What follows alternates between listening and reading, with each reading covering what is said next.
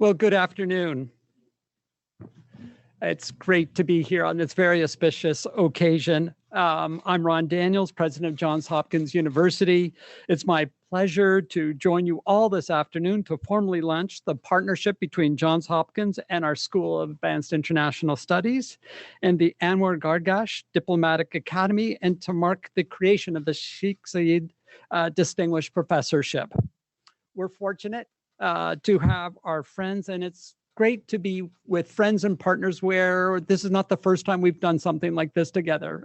It's becoming a really nice habit, ambassadors, and I hope we'll have many more opportunities like this in the future. But I'm delighted to be able to welcome back His Excellency Yosef Al-Otaiba, the UAE Ambassador to US and Minister of State, Her Excellency Lana Nusseibeh, the UAE Permanent Representative to the United States and Assistant Minister for Political Affairs, and of course, His Excellency Dr. Anwar Gargash, Diplomatic Advisor to His Highness President Sheikh Khalifa bin Zayed, and the namesake for the Diplomatic Academy. And we're delighted to be joined by so many other university leaders, colleagues, and friends from across the institution SAIS and the Kissinger Center for Global Affairs. If you spend any time studying the life and achievements of the professorship's namesake, the UAE's founder, Sheikh Zayed, you'll quickly come across a favorite saying of his. He who does not know his past cannot make the best of his present and future, he said, for it is from the past that we learn. I know that many in the room today would have wholeheartedly agreed with this sentiment and might even have mistakenly ascribed that line to the namesake of the Hopkins Kissinger Center for Global Affairs, in which this professorship will be appointed. But few can be said to have lived his philosophy quite so fully as Sheikh Zayed did. A fierce seeker of knowledge, Sheikh Zayed devoted himself to understanding the experiences and the culture of the peoples of his region. As our friends from the UAE know so well, throughout the 20s and 30s, he spent time with the Bedouins, picking up skills from camel riding and divining fresh water from desert sands. But it's important, as one author put it, he spent long periods of time with local old men, asking them about history, listening to their stories, experiences, and struggles. He built the trust and understanding that would ultimately allow him to reliably count upon the Bedouin support when the time came to create an enduring federation in the Middle East. This story resonated for me because it again exemplifies the core principles that lie at the heart of SAIS and the Kissinger Center, and indeed this new partnership. As Henry Kissinger has long lamented, statecraft demands so much more than technocratic skill. True statecraft, as evidenced by masterful practitioners like Sheikh Zayed, requires more than the mere assembly of data points that detail contemporary events and trends, but provide precious little insight or perspective on how we arrived where we are or how we ought to advance our common interests moving forward. As the past year alone has surely shown us, our world requires leaders who can locate crises within a framework of history, economics, and culture. Leaders who will use that knowledge to inform and guide effective strategic decision-making for the good, not simply for the few, but of the many. Leaders who understand the truth, part of SAIS's DNA since its founding more than 75 years ago, that rigorous academic inquiry into international relations, global affairs, paired with practical experience, can help usher in a healthier, more secure, more just world. I'm truly grateful to our colleagues and friends from the UAE, whose longstanding support of our institution reaches from the Sheikh Zayed Tower of Johns Hopkins Hospital in East Baltimore to the very heart of our nation's capital and our new home at 555 Penn. And ambassadors, I look forward to being able to host you there in our opening, which we are waiting on bated breath to happen in Dean Calder, Dean Cohen. What are we saying now? Summer of 23. Summer of 23, the museum, formally. And this is going to be a grand place for the institution and for the ideas that it supports. And again, really excited that the UAE is very much part of the story. We truly look forward to welcoming the Sheikh Zayed Distinguished Professor here in the years to come as someone who will not only serve as a bridge between our institutions, our countries, but also train the next generation in the art and science of diplomatic bridge building at a moment when such skill is in far too high demand, and in truth, we see far too low supply. I regret that I can't stay for the whole program this afternoon, but I know it'll be a great beginning to a productive and meaningful partnership. I do want to take this opportunity to just acknowledge Dean Emeritus Elliot Cohen for the indefatigable efforts that he has made on behalf of the institution in so many different respects. Elliot, I've said before, privately and publicly, you'll leave big footprints from your leadership role, but we're really appreciative of the relationship that you have supported here and enriched that is culminated in these wonderful gifts and sign of support for the future of SAIS and our relationship together. So bravo. With that,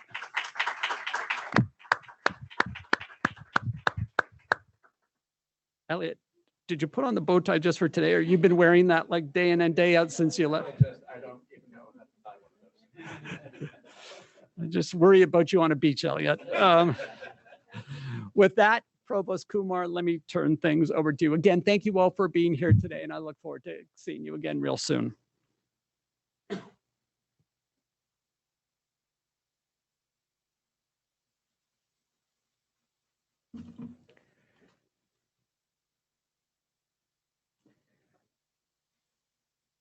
Thank you, President Daniels. Thank you all for joining. I'm the Chief Academic Officer of the university. In case you don't know what a provost is, well, you don't need to know. Think of it as vice principal. And I have a formal duty. There is an act of hubris almost that takes place at Hopkins every time we inaugurate a new chair. We say, on behalf of the Board of Trustees, I'm privileged as the Chief Academic Officer of Johns Hopkins University to accept the Sheikh Zayed bin Sultan Al Nahyan Distinguished Professorship. This seems like an act of hubris. We're taking an act of generosity and putting on it as if there is a regulatory control. But there's a reason for this. There's a reason for this formal, this, by the way, concludes my role in the ceremony. This was, I have accepted the chair. But I want to say a little bit about the history of this acceptance ceremony. And the acceptance goes back to our first chair, which was given by one of our most famous doctors, William Osler. The Osler chair in English is the oldest chair at Hopkins and is over 100 years old. It has been continuously occupied for those 100 years. Sharon Achenstein currently occupies the Osler chair. And that is really what we are inaugurating today. Hopefully, a 100-year or longer partnership with the government of UAE, the people of UAE, and the Anwar Gargash Academy as a lasting relationship. And when we enter into something, this, as you can imagine, is several times the length of the typical American marriage, we have to be quite careful as to who we partner with. And I couldn't be more delighted with our partners today. And so I am delighted to have fulfilled my duty. I also have another duty because I sign every memorandum of understanding at the university, which is to formally announce the relationship between the two academies as well. The joint programs, the joint certificate programs, the joint degree programs, and the unique structure of this professorship itself. This professor will be required to spend time in both institutions and will serve as the human bridge between the two institutions. And so I hope that in 100 years' time, somebody will be standing in a slightly better room than this one, and we'll be talking about how this chair, the Sheikh Zayed chair, is an example of whatever new chair will be inaugurated then. So thank you again for giving me this opportunity to formally inaugurate the chair and to accept the relationship, but thank you more importantly for entering into what I hope will be a long, productive, and successful marriage that will produce offspring who one day we can gloat that, let's say the ambassador to the UAE from the US and the UAE's ambassador to the US were both educated in the same program. That would be, and it has happened before, and we would very much like to be in the same place then. So with that, I will spare you the rest of my humor. And unfortunately, I too have to head back. I have to follow my boss. So I will go back and join him. So thank you again. It was a pleasure. And I will turn it over to Her Excellency, our UAE's ambassador to the UN, to continue with the rest of the proceedings. So thank you again.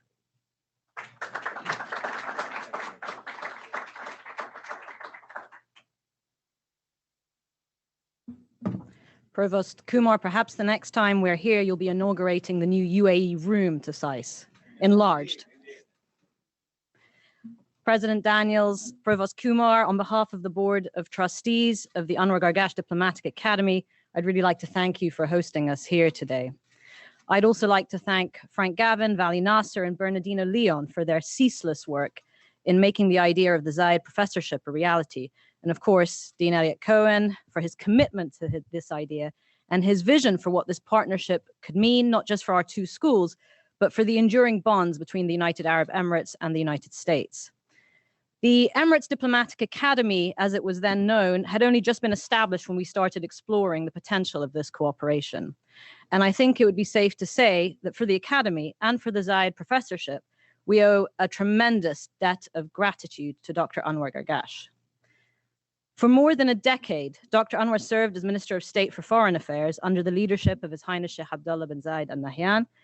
And through both of their stewardship of UAE foreign policy, they ensured that we came out of one of the most difficult times in the region's history stronger, more prosperous, and more secure in our place in the world. As many of you know, Dr. Anwar is now the diplomatic advisor to the UAE president, and in the most fitting tribute to someone who never let his immense responsibilities get in the way of mentoring and encouraging so many of us, the Diplomatic Academy was renamed after him. Now, that decision did not just recognize Dr. Anwar's lifetime of service, it also signaled just how deeply the UAE values skillful, effective diplomats. And it's perhaps reasonable to ask why. Why is the UAE so invested in diplomacy? This question reminds me of a conversation I had with Dr. Kissinger, the first of many talks I was privileged to have with him over the years. And that day, he shared his belief that good diplomacy depends on a sure grasp of history, geography, and philosophy, because therein lies the root causes of either war or peace. When Dr. Kissinger reflected on leadership, he defined it as the art of pushing the limits of what is possible. But he cautioned that true leaders push those limits just enough to not step outside the bounds of where others are comfortable following them. Many of you have been to the UAE thanks to the excellent work of Ambassador Yusuf Ateba. The relationship is strong, and the F1 is one of the most popular things on the itinerary of many US officials. But you've also seen more than that, I think. You've seen the shared values that we have with this country. You've seen that we're dynamic and open and ambitious. But we're also located in a part of the world that is very complex. And for countries like ours, the rules-based international order and the use of diplomacy for conflict resolution are essential to our ability to survive and thrive. Our diplomats play an essential role in ensuring that we do so in tandem with partners, friends, and allies like the United States. And at the same time, the UAE is also becoming more comfortable with pushing the boundaries of what is possible, because for us, complacency is not an option. Complacency would not have gotten us to Mars. And in a rapidly changing world, we cannot afford to take a backseat in addressing pressing global challenges. This truth is brought home by the disruptions we've seen over the past 2 decades all around the world, with the COVID pandemic serving as the latest wake-up call. And of course, we've seen growing instability, regional fragmentation, challenging all of our traditional concepts of state-to-state diplomacy and what collective action to address those challenges looks like in the next coming decade. We've seen rising global tensions over trade, supply chains, access to raw materials, and most recently, access to data. So how do we as diplomats prepare for those challenges that weren't part of the curriculum, perhaps at places like SAIS years ago? We're faced with new concepts of warfare and cyberspace, with an alarming lack of any commonly accepted rules and conventions over questions like attribution or proportionality of response. So we all believe that new social contracts are needed, and we believe that diplomats need to be part of the forefront of negotiating these contracts in a way that is fair and inclusive. Which brings me again to the reason that we're gathering here today. We invest in diplomacy because we believe it is an essential part of the human toolkit for not just dealing with rapid change and disruption, but for seizing the tremendous opportunities that lie ahead of us. So we look forward to this partnership with SAIS, not only to strengthen our skill set in the traditional roles of diplomacy, but also to enable us to adapt quickly and provide leadership in these emergent fields I've just mentioned, pushing the boundaries where they need to be pushed, always remembering the common good that motivates all diplomats, or should. So in our best ambition, best picture of what this professorship could look like, it will help train a generation of young women and men from the UAE, from the US, but also from around the world. It will equip these public servants with the drive and the skills necessary to keep striving to do better, while staying mindful of the need and the skill set required to continue bringing people together. On behalf of the Board of Trustees of the Anwar Gargash Diplomatic Academy, I say once more to everyone who has made this partnership possible, including the names I haven't mentioned, but who are here in this room and watching on webcast, thank you.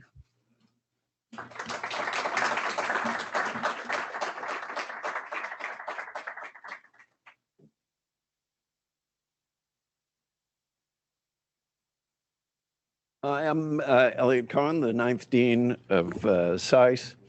It was my privilege to really oversee the negotiation of this partnership. I am deeply grateful to my friends from the UAE, who in a typical act of graciousness made sure that this would be signed on June 30th, which was the last day of my term. And it touched me deeply that you did that, and I'm deeply grateful to you.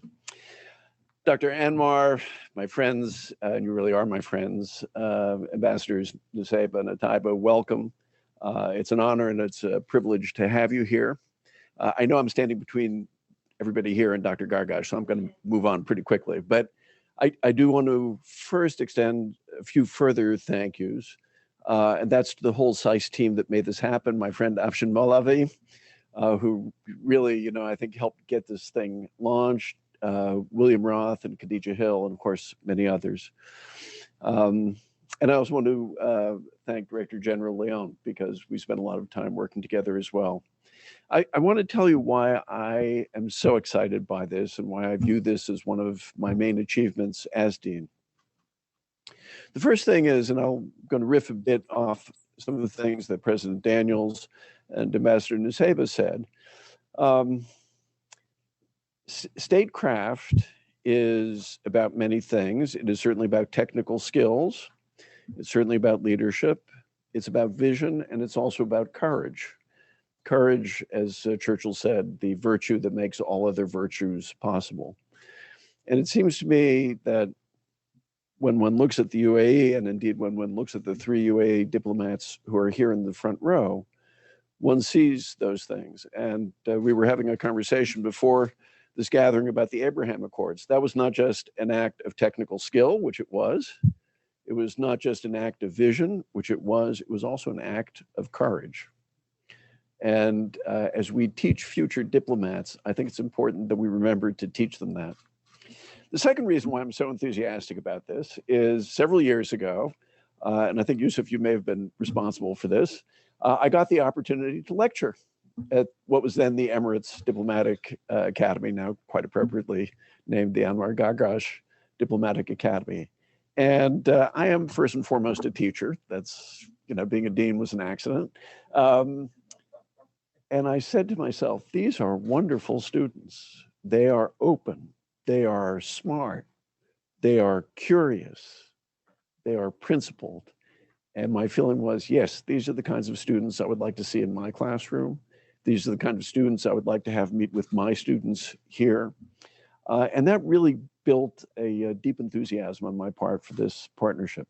So I look forward to taking part in this as a like I said, a garden variety professor now, and to helping it flourish and grow, because I do think this is going to be one of the school's most important partnerships.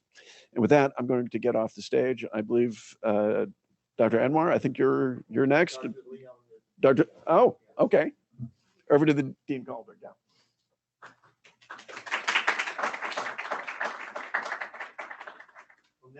Now we will have a video from Dr. Leon and then introduce Dr. Gargash.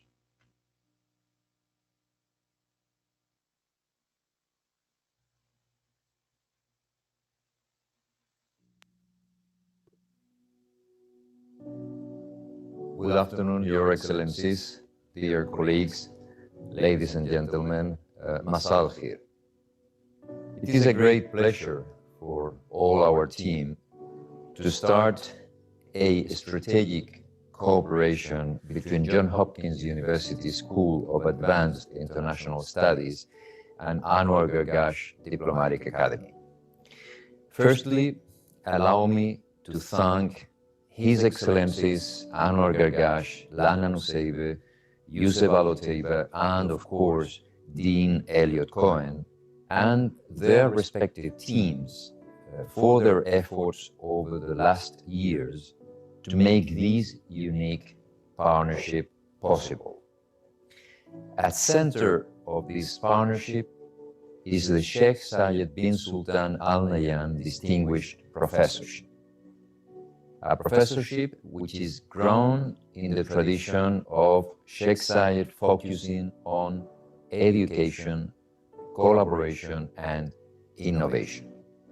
The professorship will as well accelerate other areas of cooperation as student and faculty exchanges, joint executive training courses, and joint degrees. Since its founding, the Anwar Gargash Diplomatic Academy has pursued an ambitious agenda focused on education and public service. In the first phase of its existence, the Academy focused primarily on creating a world-class program to train the next generation of UAE diplomats. AGDA is very proud to collaborate with SAIS, which has educated successive generation of senior US decision makers in the public and private sector, especially in the coming period, where we are expanding our scope and academic offering as the new MA in Humanitarian Action and Development, which is starting next September. Both are centers of excellence in diplomatic training. After more than 1 year and a half into a pandemic, for which we learned that cooperation and working together are the only solutions, a partnership as this will as well provide hope for the future to overcome the challenges we are facing today. We are very ambitious, and the sky is the limit. I am sure this partnership will build strong ties between Johns Hopkins University and the Anwar Gargash Diplomatic Academy, for which not only both organizations, but also both countries will benefit enormously. I thank you all very much. Shukran.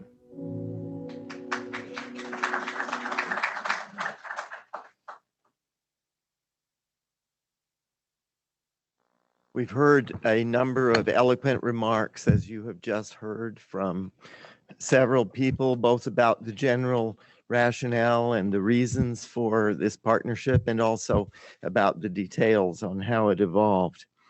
As our next speaker, I would like to begin to introduce, informally speaking, Dr. Anwar Gargash.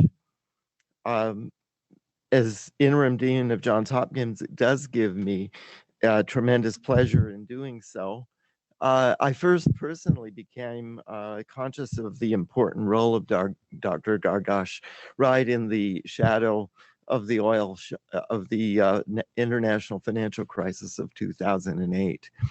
I can remember I was in Abu Dhabi in December of 2009 with the Grand Master of Japanese tea for the dedication of the tea house in the Emirates Palace by Crown Prince Mohammed. And of course, everyone was very much aware of the tremendous job in facing that crisis and recovering from that crisis that was played by Dr. Gargash. He joined the federal government in 2006 as Minister of State, not only for foreign affairs, but originally for the National Council Affairs. Then in February of 2008, as the financial crisis was beginning, was appointed Minister of State for Foreign Affairs and also National Council Affairs, and served in key roles across the government, but particularly, of course, Foreign Affairs. And was Minister of State for Foreign Affairs in serving until February of 2021. Now, as has been noted also, he has played a tremendous number of other roles. He also has a distinguished academic record. He received his PhD from King's College, Cambridge, and substantial education, his BA and MA here in the United States as well. So as someone who epitomizes both the diplomatic finesse and courage, exactly as Dean Cohen also said, that has been demonstrated across the years, we're honored and delighted to be hearing from Dr. Anwar Gargash. We look forward to your remarks.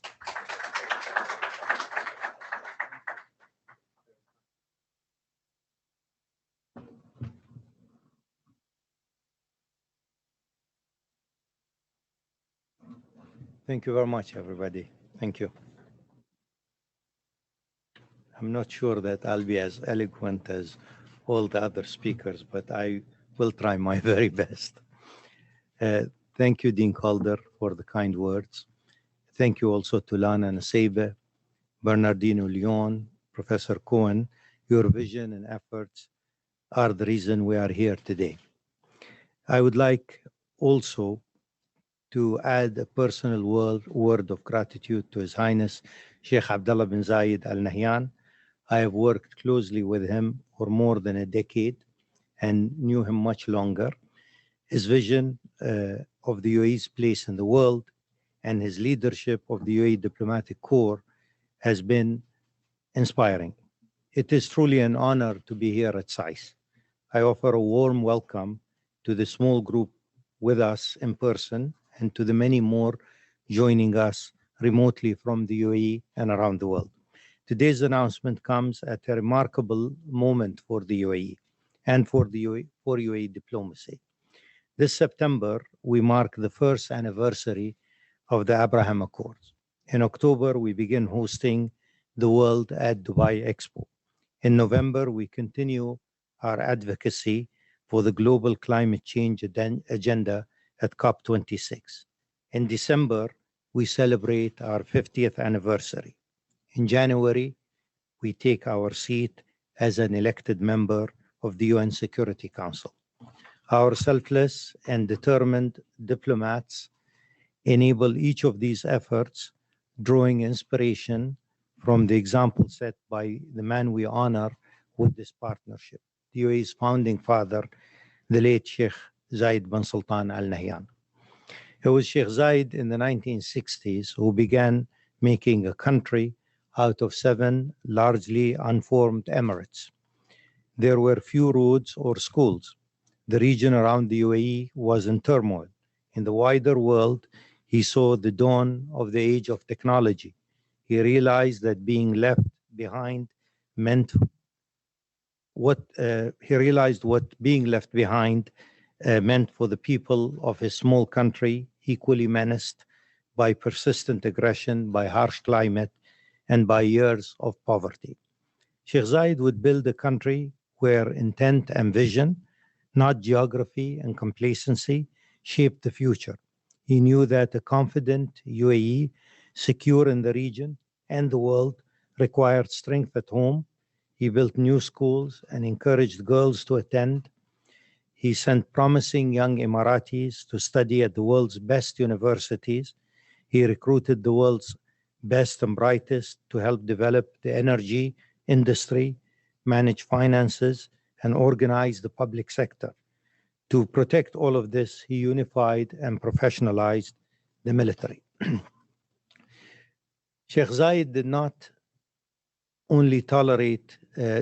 tolerate difference. He embraced it. He celebrated it. He saw strength in diversity and global engagement. He traveled widely. He funded and opened Abu Dhabi's first Catholic church in 1966. He planted the seeds of a thriving economy and diverse society that drew those seeking safety, dignity, and opportunity. The UAE would seek partners and allies beyond its borders, creating a lasting network of friends. In short, he committed the UAE to a different path and destiny. He knew that the UAE's place in the world would be shaped by experiences and values that made life in the desert possible: cooperation, inventiveness, resilience, and generosity. These attributes animated and guided our foreign policy through the turbulent 1980s and beyond. Wars raged around us. Extremism took root. World powers vied for advantage. Our first Emirati diplomats took up the challenges, promoting a vision for the region and the world consistent with the ambitions for ourselves. Several of our senior diplomats gave their lives to this work in cowardly terrorist attacks. It was at this time that our deep and enduring partnership with the United States began to take shape. It would grow to become our most important, with broad human, economic, and security dimensions. American healthcare and education have saved and enriched tens of thousands of Emirati lives. Hundreds of thousands of American and UAE jobs have been sustained by trade and investment. Both countries are safer because of our close security ties. My own personal experience speaks to this. In 1977, I graduated from high school in Dubai, along with 25 of my 30 high school classmates. I came to school here in the United States. I went on to graduate from George Washington University before going on to Cambridge, where my youngest daughter will start this fall. Yusuf also went to school here in Washington at Georgetown. And of course, he would return now in his 13th year as ambassador and working with his 4th US president. He has done a remarkable job, and it is clear from our meetings this week that the UAE-US partnership is as close and strong as it has ever been.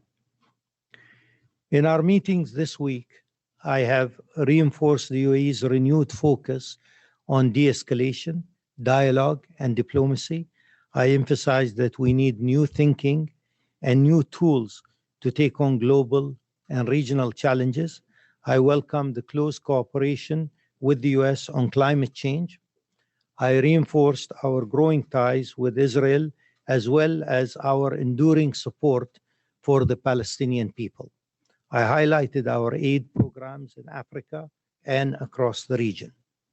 As we look beyond the pandemic, the UAE, like the US, has launched a wide-ranging economic renewal program. Both countries have an enormous stake in each other's economic well-being, in open trade and investment, and in a rapid global recovery. The UAE is one of the largest international investors in the United States, the biggest Middle East export market for US goods and services, and host to thousands of American companies. This UAE-US partnership remains a constant. It has endured through remarkable change, and this visit has only added to my confidence about its future. I will end my remark here at SAIS, as I have all my meetings this week. Amid a troubling surge of global bigotry and hatred, I have emphasized the UAE's absolute dedication to promoting tolerance and coexistence. We live this idea every day in welcoming diversity, in advancing women's empowerment, in promoting religious coexistence, in ensuring that more than 200 nationalities at home in the UAE, and in partnering with leading US institutions like NYU, the Guggenheim, the Special Olympics, the Cleveland Clinic, the Children's National Medical Center, and of course, Johns Hopkins. At our 50th anniversary, the UAE remains a young country. But even as we may be entering middle age, the last decade showed, without doubt, the durability of the UAE model. There is no disconnect between our vision for ourselves, for our neighbors, and for the world. Foreign policy has been key to our success. I am on this stage today with Yusuf Al-Ateba and Lana Nusseibeh, two of the finest Emiratis to represent my country, responsible for some of our most important international achievements. The rising generation of Emirati diplomats at the ministry and in the academy will build up on this legacy. Just as generations of Emiratis have done before, this is why we are here today. The partnership with SAIS represents the latest example of the UAE's drive for progress. For more than a decade, I had the good fortune and a great responsibility for working in UAE foreign policy.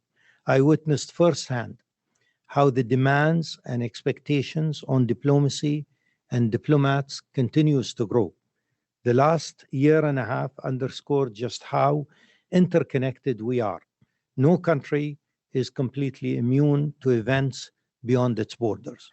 At the same time, I am encouraged by a new and a renewed spirit of dialogue and multilateralism. This is particularly welcome for the UAE as we prepare to take our seat at the Security Council and as we welcome the world at Dubai Expo. This ideal will have to be sustained if we are able to address pressing global challenges and secure a peaceful and thriving future. There is no alternative to the crucial and difficult work ahead. As Sheikh Zayed understood, our diplomats must be prepared to rise to the challenge.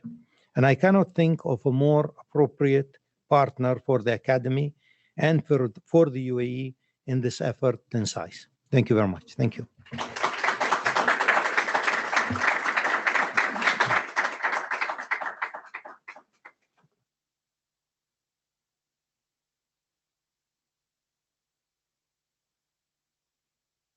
Thank you, Dr. Gargash, for a truly eloquent presentation that I think also matches the sentiment of many of us here on the American side as well as the Emirati side. Much of what you've had to say about, obviously, climate, Israel, Palestine, tolerance, diversity, women's empowerment, interdependence, a spirit of dialogue and multilateralism.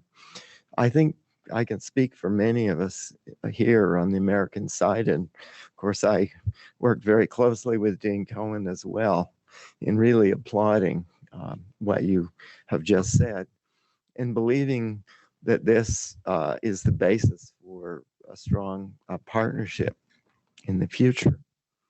I have to say, in prefacing the rest of our presentations today, the panel discussion that we have, that we really have a truly extraordinary group, I think, of far-sighted diplomats. My own area is really East Asia. But I really am, and I've written a book on Singapore. And Singapore's diplomacy is, I think, quite astute for a small country that responds to global developments. But just the sensitivity here and the eloquence that you have shown, I think exceeds anything that I've seen. And I look very much forward to our discussion. Let me say just a few more words. One of our other participants, of course, she has just spoken. And I might say, after I say just a word or two, I'd like to invite the three of you to the stage. And hopefully we can have some discussions. I have a few questions for you that arise from what I've just said. And then after that, also, Afshin will be able to moderate some virtual discussion. This is a global SAIS now. And of course, the Gargash Institute as well is global. And so we look forward to that virtual dimension also. But let me say a word about Ambassador Nusseibeh. I remembered when I heard her speak at our board of advisors in New York. I guess it might have been a year ago. I was struck more. It was just before the pandemic. It was like 2 weeks before the pandemic, because I remember, again, struck by the same things that you just heard, a real eloquence and a consciousness of global issues and where the world is headed. She serves currently as Uae Permanent Representative to the United Nations, but has the dual role also domestically of Assistant Minister for Political Affairs. She served in New York as a permanent rep at the UN since 2013. But again, on many other things, co-chair of the Intergovernmental Negotiations on Security Council reform. Now, of course, we have the UAE assuming its membership, and she's going to be the representative.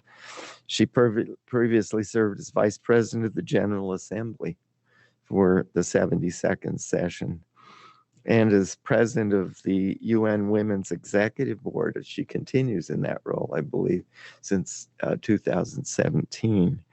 She's also been the recipient of the Uae Medal of Pride, which is awarded for government excellence. So again, an extraordinary diplomat and an eloquent person.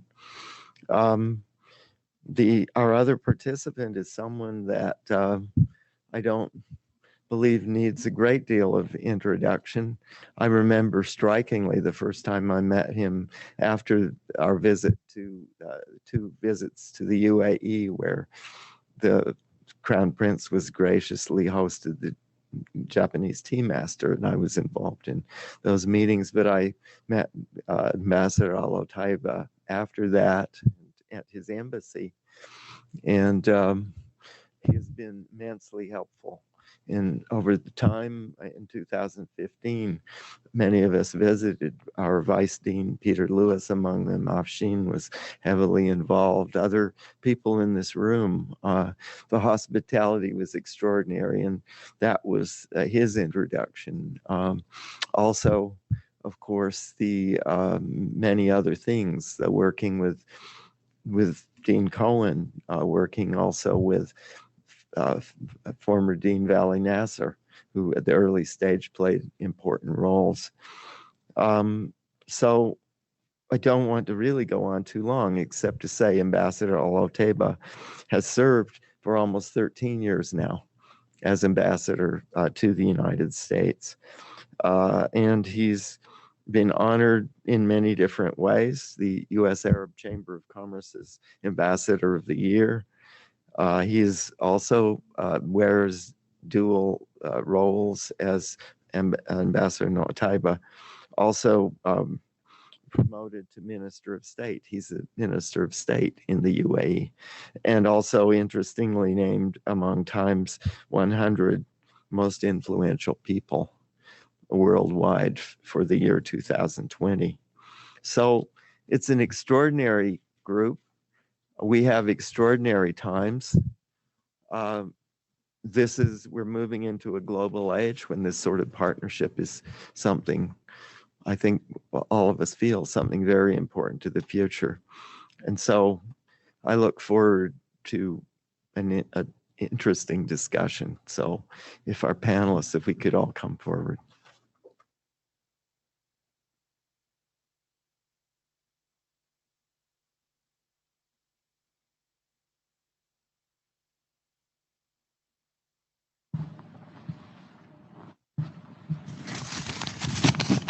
We've heard so many things already that I almost would just simply like to have you talk. But as I made my initial visit to UAE in the shadow of the financial crisis in 2008, and you, of course, became Minister of State, I believe, for Foreign Affairs in February of 08. So the financial crisis exploded right after you moved into that role. And we were just wondering if you could tell us some of the lessons that you learned from that first crisis that you feel are relevant or have been relevant to you later as you become a senior leader. I think a couple of lessons. I think number one is, I think a couple of lessons come to mind. I think the first one is, the UAE being perhaps the most global country in the Middle East, it was inevitable that, we benefit when the world does well, and we also are the ones that will be affected most when the world doesn't do well. So for us, of course, this was a big challenge because I think we are more interconnected than any other country in the Middle East to the world economy and other areas in this, sort of wide term of globalization. So clearly, I think this was the first realization. But again, I think on the other hand, the fundamentals were right. The belief in an open market was right. I mean, this was perhaps a severe crisis, but prior to that, we had so many regional crises, such as the invasion of Kuwait and others, which had significant impacts on the region and the various geopolitical confrontations. But the fundamentals of the UAE are right. And these fundamentals in the economic sphere include, what I would call a belief in competition and open markets. And I think this is what carries you through. So the ability and the belief of investors and people working within your system and people working with your system, that your fundamentals are right, is one of the major kind of global confidence in you. I would say that, I think, and I think this is only increasing. And I think also in confidence also is an extremely important term, because if confidence is breached, then of course it'll be very difficult to regain it. And I think this is especially true when it comes in people being confident in your the systems that make your economy work, whether it's your banking system, legal system, etc., and the ability also of people being able to invest freely and move their money in and out. And I think the UAE came through that test quite strong. But usually, we have to accept, because we are a hub for business and we're a hub for many, many things. We, in my opinion, have to accept that we will be more affected, but have to also have the necessary measures to address it. And if you allow me, I will just bring the COVID issue here. So we've been a travel and logistical hub, and we will remain so. So clearly that makes us a little bit more affected, let's say, by developments and regarding COVID. But how do you mitigate that? You mitigate it really by a very strong anti-COVID program with huge testing, with huge vaccination. You have a very high vaccination rate. Huge. So I would say again here, you gain from being open, but you are also at the same time at the forefront if there is a global crisis. And that's why your systems and your basic ethos of how you do things have to be ultimately your safety net. Well, being open, of course, exposes you to the volatility of the world. Definitely. And I would suspect, if I recall correctly, Ambassador Niseba, you started your career in policy planning, or that was a very early task. In fact, you set up, I think, the policy planning department of the foreign ministry. And given these volatilities of the world and so on, how do you go about planning for the future? How did you go about all of that? Well, thank you. And good policy and good planning, I think, we discovered were the basis of good foreign policy. And that's something that was initiated by His Highness Sheikh Abdullah and Dr. Anwar, who were leading the foreign ministry at the time when they asked me to set the policy planning department up. And I think, like many of us, we spend about 60 or 70% of our time sometimes reacting to events as they happen on the day-to-day. I remember Dr. Anwar used to talk about a sort of virtual dashboard in front of him with lights beeping everywhere in the region and globally, and he's always trying to figure out where the next flashpoint is going to be and how it's going to affect the UAE.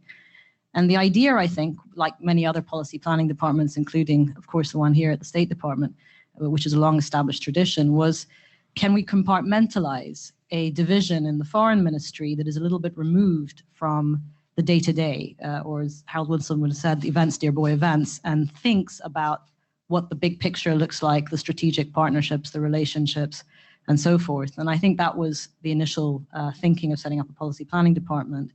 And of course, because we have good friends around the world, His Highness and Dr. Anwar were able to introduce me to a number of people who've done exactly the same thing in the United States, in the United Kingdom, France, and other countries, where we were able to learn from their best practice and bring those ideas to the UAE. And if I could pick up one or two of those learnings, I would say, the first one is be removed from the day-to-day, but don't be so far removed that you become an ivory tower. You need to be right in the middle of the policy mix. And so that meant packing and repacking a suitcase as many times as Dr. Anwar would have me on his trips to various capitals of the world, because if you're in the room when it happens, you're learning how this is important to you and to your foreign policy. I think that was a lesson I learned from Richard Haas. He also told me geography matters. And so I think Dr. Anwar was surprised when I said I wanted the policy planning division to be based in the large industrial space that was as yet unoccupied right next to his office. But again, a really important learning, because he could then pull me into meetings and pull the team, the extra policy planning staff, into meetings to brainstorm ideas as they happen.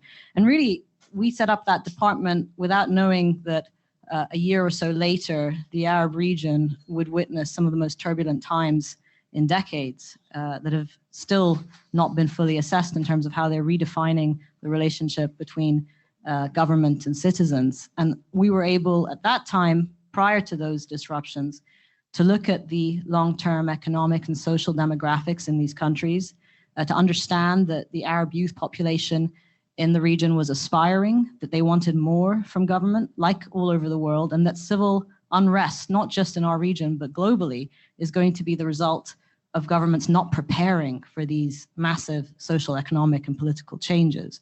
And I'm not saying that we foresaw that, but I think we were starting to think about it in the same way that we started to think about how the big geostrategic relationships in our time would define where countries like us, who want to be friends with everyone, would have to learn how to sit in those geostrategic divisions and still navigate a successful foreign policy. From that to becoming one of the most accessible passports around the world with Schengen visa access, to participating in the G20, to working with Ambassador Ateba, if you remember, Yusuf, as co-envoy for Afghanistan and Pakistan. And as we watch the impact of what's happening in Afghanistan today and looking back then about how much Dr. Anwar and Yusuf advocated in all of the negotiations that women's rights mustn't be sacrificed for the sake of peace, that it's too high a price to pay, you really see the value of the policy and the planning being at the center of your foreign ministry, and it continues to do so. So I think those are some of the lessons. That's remarkable. You talk about the world is so uncertain, and obviously, even policy planning, you have to sort of think in some systematic way. But to me, this is one of the really extraordinary things about your diplomacy, that you've been able to be sort of farsighted in terms of some particular problems, say, that are emerging in the world, and then also to respond to the volatility, if you will, which leads me to, of course, the particular circumstances that Ambassador Loteba has faced. It was mentioned earlier that he has served, I think, this is your fourth administration, is it? It's been nearly 13 years. I knew that Singapore's Ambassador Han Cheng-hee quite well, and she was here for a long time too. But I think it won't be too long till you be Dean of the Diplomatic Corps, even as young as you are. But you've dealt with a real variety of political situations here, but then also you've have to deal with a tumult and volatility in the region.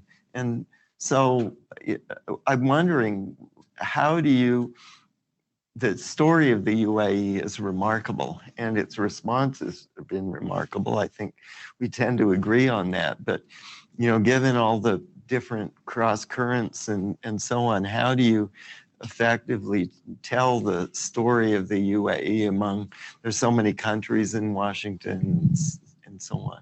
Well, I think one, you have to be consistent and persistent. I came in 2008, and one of the traditions in our line of work is when a new ambassador comes in, you go around to the existing ambassadors and you do courtesy calls, you introduce yourself, and you often solicit advice and ask what you should do and what you shouldn't do. And at the time, the Egyptian ambassador was Nabil Fahmy, who then went on to become Egyptian foreign minister. And he did a fantastic job in the US and Washington. He was well known. But his advice to me in 2008, because I arrived right before he was departing, he said, when you call up for a meeting, when you try to go see an official and they don't respond or they don't answer the phone, knock again, call back. They're busy. They're not, it's not personal. It's not something against you. Just call back. They're all busy. That advice applies in 2008 and probably applies even more in 2021. We are overwhelmed with information. We are inundated with press and social media and interviews, and there's so much coming at you all the time that getting your story, getting your message out on a good day is a challenge. So I go back to my initial remarks, which is you have to be persistent, you have to be consistent. We are lucky in that we have a fantastic story to tell. We need to be very consistent in how we tell it. We need to have great partners who help us tell it, who help us build our narrative and our story. That's the only way it breaks through the noise.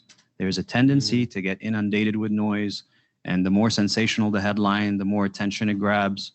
We have to be true to our own spirit and our own values and just simply plug away in telling people who we are, what our values are, and what we stand for. You just have to be consistent and don't get too distracted with what's going on around you. Well, that's really good advice. I've been here 18 years in DC at SAIS. I've loved it, but I've certainly seen a huge change. I wrote a book, Asia in Washington. I saw this especially in the Asian context, you know, that you get much more and more competition, and globalization has made Washington a very different place from what it was even a decade ago. And so what you say, I think, is quite important. The human ties are thinking about Capitol Hill and so on, and that there's a network and you're consistent, those kind of things. You've said, I think, some very important things.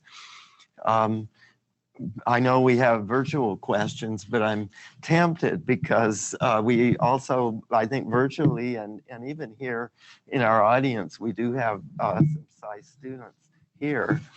But in that vein, let me maybe start out the further discussions with something to Dr. Gargash. Many of our graduates, of course, here at SAIS do go into the Foreign Service.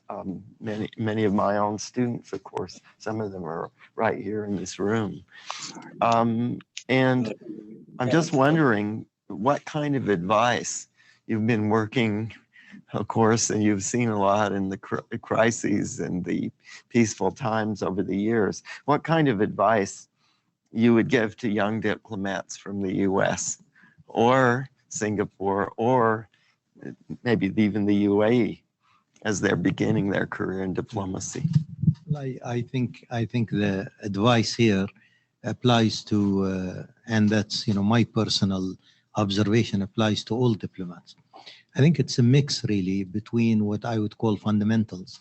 So basically having a good grasp in fundamentals, a good grasp of international law, for example, a good grasp of history for the area that you want to specialize in, or for negotiations, or any of these things. So the fundamentals on one side. And these, I think, are essential as you move forward in your career as a diplomat. But with the fundamental also, there is something new. Diplomacy has really changed. A lot of the issues today that concern diplomats were not there 20 years ago.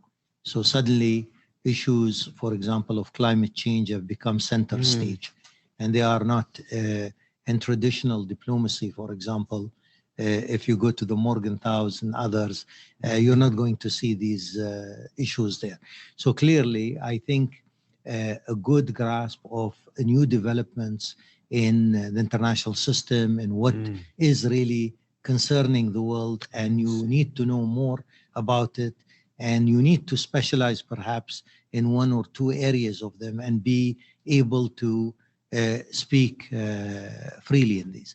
My last two comments will be, you need to be a team player. A lot of our successes in the past period that we've worked together, campaigning for the UAE, have been really a team effort. I'd rather have somebody who is a team player rather than a brilliant soprano in many ways. And I think that sort of team ethic and team spirit is essential in achieving the big goals, in achieving also a better understanding. And my last comment would be, is to really understand the country that you're interested in or you're posted in. I'm always very appreciative of diplomats who are able to have empathy with the country that they're working in, but at the same time have also the ability not to go native in many ways. And I'm extremely impressed also by diplomats who actually have become so versed in the history and culture of the country that they work in, that they're able to produce wonderful books on the subject. So these would be some of my comments on that. Well, that's extraordinary. I saw Ambassador Noteba, you were nodding at many of those things. And it strikes me that this might even, relates to what you said about seeing the emerging issues and somehow trying to understand systematically what they are, and somehow preparing the young diplomats for that sort of thing. Yeah, I think just to add on to what Dr. Anwar said, which is very consistent to the advice he's been giving me and Yusuf over the years, which is the team player aspect. And he led some great teams in the foreign ministry because he was a great team leader. And I think that's just so important as you come into the foreign service, that sense of the national effort, and it makes you much more impactful and much more successful. His other piece of advice, which I'll share, was always stay humble. Humility, really important in diplomacy. So take that with you wherever you go and whatever you do. And I think he's the perfect example of that. And the third piece, which neither of them will say, but I will say because they were both mentors, and to me, find a mentor in your system, find someone you admire, learn from them, be in the room with them, watch them, take the notes for them, make them a cup of tea, but be there. And I think that's the quickest route to learning from the best people in the business. And it's something that they've both been very generous with their time on it. When I first came to the US, Ambassador Yusuf would give me a lot of advice. One of them was go to everything, go to an envelope opening ceremony if you have to, but just go shake hands, meet people, get out of your echo chamber, talk to different kinds of people. That's something I now pass on to the diplomats that join the mission in New York. And we've got a very strong diplomatic team. I'm proud that 70%, I think, are female. That wasn't by design. It really was a competitive process. But I tell them, stay out of the echo chambers, move into the circles that make you uncomfortable, but go there, listen, debate, and come back and tell me something I didn't read in the newspaper, in the New York Times or The Economist. And that goes to Dr. Anwar's point about good diplomatic reporting on the ground, is really understanding the dynamics of what is happening there by seeing the debate, being part of the debate, engaging with the debate. I'd stop there. Well, it sounds like a lot of this relates, of course, to UAE-US relations as well. And you've done a remarkable job of that. I don't know if you had any last comments, and then we'll move to the virtual about the state of UAE-US relations today and where you'd like to see them go. I mean, Dr. Anwar is on his 4th day now. And I think just by evidence, he's our first senior UAE official to visit since the pandemic started. Mm-hmm. And I think we're all remarkably pleasantly surprised at how that we are hitting the ground running with the new administration, that we didn't really skip a beat, that the Abraham Accords are being supported and embraced, that the economic trajectory of both countries is a priority for both of us. Climate change is now on the front burner. Life sciences for us has become incredibly important since the pandemic. We are aligned on what our priorities are: de-escalation and diplomacy in the region, economic renewal, and climate change. I can't remember an unpleasant conversation in the last 4 days. Everything has been very smooth. We're very focused on the future. And I think, you know, one of the benefits of being here for so long is we've gotten to know a lot of people in Washington. We know a lot of the people in the Biden administration. And so I think we had a very seamless transition. Yeah. And so we're really focused on what we can do together, whether it's in a multilateral forum and the UN Security Council or bilaterally together with the United States. Sure. Well, I have to say, I can also see the synergy with SAIS, and I know I can see Elliot nodding at that too. I'm sure Valley would say the same. You know, a lot of the things that we are thinking about now, the cyber, for example. What's the role of cyber in international affairs? What's the changing nature of conflict in international relations? What about alternate energy?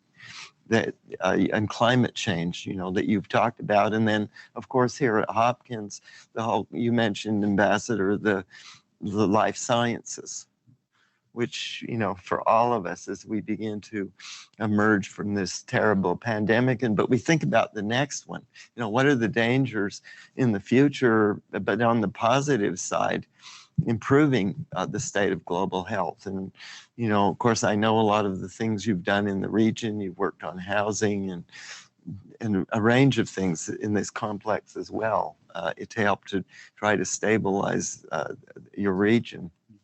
I know now we have Afshin. We have some virtual questions, and Afshin, take it away. Thank you very much, Kent. And it's great to see all of you on this stage. This is really the dream team of diplomats, not just UAE diplomats, diplomats, full stop. So I have some questions from the virtual group. But as I'm a senior fellow here at the Foreign Policy Institute, but I'm also a proud alum of this great institution, SAIS. And so I'm going to privilege the SAIS alumni group that is sitting in the UAE right now in the home of Anthony De Paula and Maria Luisa De Paula, watching this program. And they sent me a question via 21st century diplomatic tools on WhatsApp. So I'm going to use the question they sent me on WhatsApp, and it comes from Vahid Futuhi, who is another distinguished graduate of SAIS who works in the field of sustainable energy. And it coincides with a question from Paul Sullivan of National Defense University and Johns Hopkins University here. And they both want to ask Dr. Gargash about some climate initiatives that the UAE is pursuing, and what can we expect to see? The UAE has played a significant role. And then for Ambassador Otaiba as well. Where does the UAE-US partnership come in climate initiatives? Well, it's rather late now in the That's right. But thank you very much. I was speaking to a friend of mine today in the UAE, and he was telling me, Anwar, I think this is one of the hottest summers we've ever had. I mean, even by our standards, that's quite remarkable. But I think this just indicates that the issue of climate change is something that's very relevant to our region. The sort of climates that we are getting, and any sort of change and unpredictability affects us a lot. So we have been, unusually for a country in our region, involved in climate, in the climate file for quite a while. We were, I think, the first Arab country to accept the Paris agreement on climate change, and we are also continuing. So we have a lot of, by now, I think we have a lot of experience, for example, in energy from the sun, wind energy that we have also invested. We've done a lot of things through collaboration with leaders of climate technology. And then also we have a homegrown front on that. I mean, the latest really has been the regional meeting that was in the UAE with Secretary Kerry attending there. But I think what you will see is more engagement by the UAE. We've always been engaged in climate, but again, as the world is now putting it, again, largely due also to the Biden administration, as the world is prioritizing this among international issues, you will see a lot of initiatives. And here I would say some will be on the diplomatic agenda, and some will be actually practical things, as people see that solar energy is becoming more affordable. The UAE is at really the forefront of trying to harness that, because one thing we have is a lot of sun. So we are going to continue on this. Right. Ambassador. I think we need to fact check this, but I'm going to say it anyway. I think the only country that Envoy John Kerry has visited twice so far in 6 months is the UAE. And the first visit where he hosted a regional climate conference before the major one that President Biden hosted a few months back.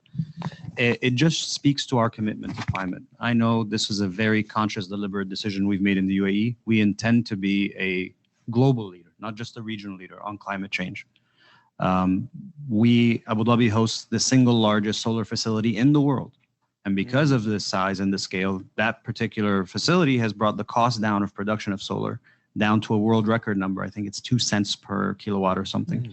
But I know we are determined and committed to this. We have, this is one of the easiest portfolios where we have a very positive agenda with the United States on.